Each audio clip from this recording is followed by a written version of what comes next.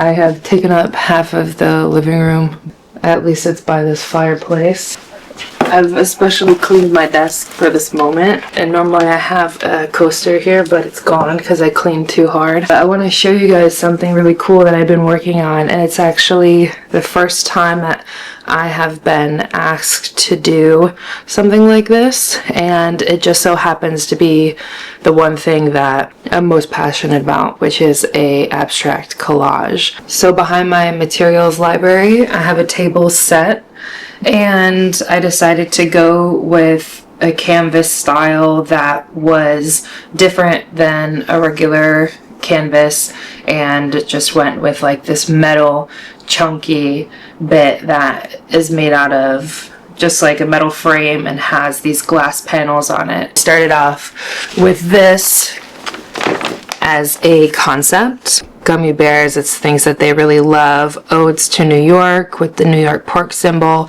I did a study in New York with some graffiti and asked them their favorite neighborhoods, bookish elements, the Yankees elements, you know, things that are very for them. The more and more I started getting into it, I'm like, I'm gonna work with a graffiti artist, but then I decided to undertake that bit myself. From this concept, I just bought the canvas. So this is actually a backboard.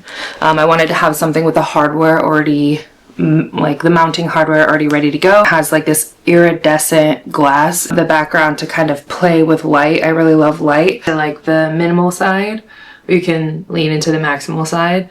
And the thing is minimalists and maximalists are extremists. And so there's a fine point of being too lean and then too full when it comes to the max and the min. So I am more on the maximalist side, but I know that there's an extreme to where I don't want it to look like it's a mess.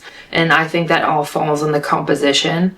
If you have too lean of a composition, it can feel a little hollow, a little light, a little unimpactful, uninspiring. And you could have the opposite where it kind of looks like trash on the maximalist side, where you really totally dropped the composition to the wayside and now you're just throwing stuff in and it doesn't look like there was any thought put into it whatsoever. And you can tell. Getting the actual pieces of the New York Times that wasn't random. Like, I wanted the actual pieces of the newspaper to have a significant meaning to the homeowners, and so you can get the New York Times or the New York Times for I think the past like 3 weeks or something like that. Don't quote me on that, but I was able to get one of their birthdays because it was recent.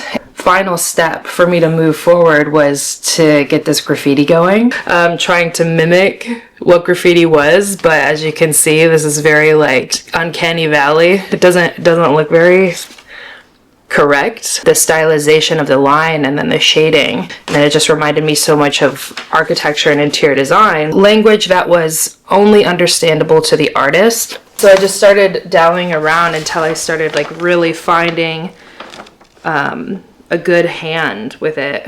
And I'm still doing my own hand, so this is very much inspiration to different forms, different regional types of graffiti.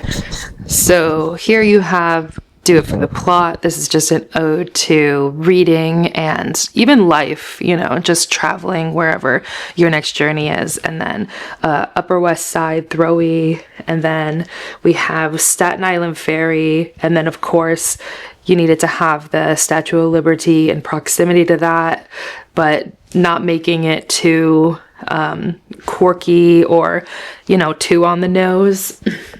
And then we have over here Lower East Side, and I kind of wanted to keep it like in the composition like geographically, because we do have this neighborhoods breakdown, this really cool neighborhoods breakdown that was on the front page of the New York Times on May 19th. And then this is actually graffiti from New York in Upper West Side, which is awesome. When I was there doing my graffiti study for this specific project, so I kind of just like outlined it and toyed with it and ripped it and kind of integrated that here. So incorporating that vibe and style, especially with Batman, like Gotham City, that's pretty rad.